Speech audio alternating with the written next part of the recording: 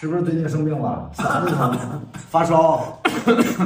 好多朋友在这11期间真的啊，可能出去玩，这一冷一热也好，会有一些病毒导致的，就是发烧、嗓子疼，是不是？是我前段时间就是，怎么办？不吃药的情况下怎么办？好好睡觉，好好休息。哎，但是呢，今天跟大家去分享几个手法啊，来，好18来配合我啊。如果说嗓子疼，我们可以用中医的穴位，有2个穴位可以适当去缓解这个咽部不适的。第一个呢，把大拇指伸出来，对，哎，这样。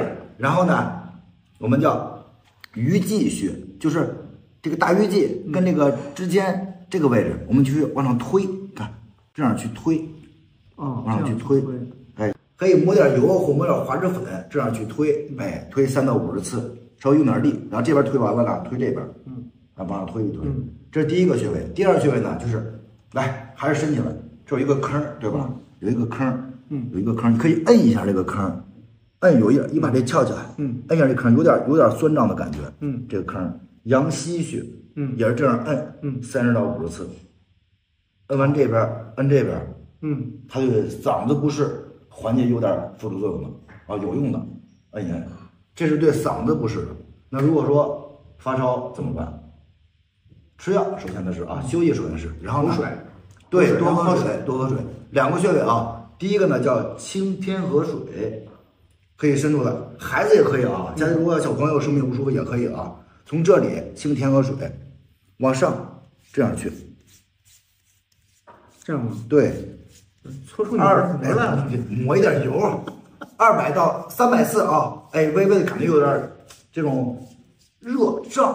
200到300次，这边完了之后呢，这边抹一点油或滑脂粉啊，200到300次，这个叫清天河水。然后呢，我们伸出来，从这个位置里面，往下滑，退6腑，这样也是200到300次，这边完了之后，这边，哎，搓了好多地儿。好太太能笑了，太太好什么不洗澡？这个视频是好太太我们去拍的啊，你看嗓子不适的，这2个知道了。还有一个呢，如果是孩子啊，就是推脊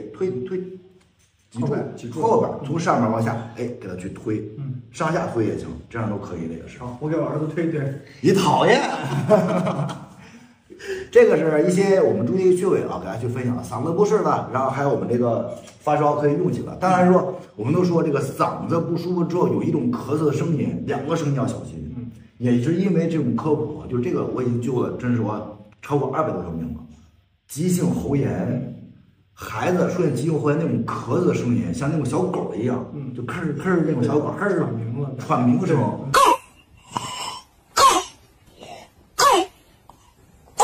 还叫拉锯一样，丝儿。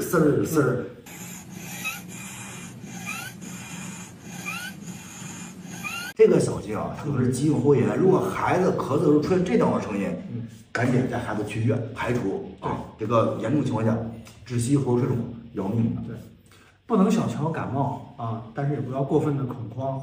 大多数的成年人的抵抗力不错的状况下，我们可能很多感冒都可以自愈的，但是老人、孩子、基础疾病多的朋友，如果你确实难受好像比较厉害了，症状比较重了，千万别拖着。特别是刚才说的特别好，老人这段时间如果说有呼吸道感染、咳嗽了、感冒发烧了，别拖啊，最好早点去医院。为什么呢？因为老人在经常有心脏的问题，心肺不好的会导致心衰、呼衰。对，这会儿大批的老人真的是因为这个情况会来的。是的。最后再跟大家说啊，我那个时候不舒服是怎么办呢？吃东西不想吃，油腻的不想吃，清淡的有时候也不想吃。那真的就是休息，多喝水，可以把这大米粥多煮一段时间，上面那个我们说的粥油黏糊糊的那个，哎，把那个给孩子喝一点，来一点点小咸菜，哎，喝点这个粥，吃点小咸菜，多喝水，多休息，这个好，好不好？好，点赞，点赞。